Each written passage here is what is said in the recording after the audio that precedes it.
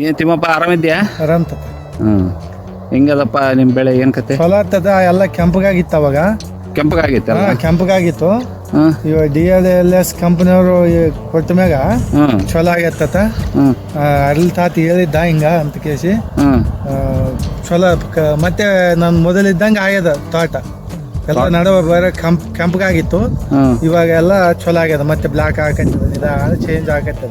ಓಹೋ ಅಂದ್ರೆ DLS ಕಂಪ್ನಿದು ಚಲೋ ಕೆಲಸ ಮಾಡ್ಯದ ಎಣ್ಣೆ? ಚಲೋ ಮಾಡ್ಯದ್ರಿ, ಚಲೋ ಮಾಡ್ಯದ. ಓಕೆ. 8 ದಿವಸ ಆಯ್ತ್ರಿ ಏನು ಹೊಡೆದಿಲ್ಲ ಎಣ್ಣೆ. ಅದು ಹೊಡೆದ ಮ್ಯಾಗ ಹೌದಾ?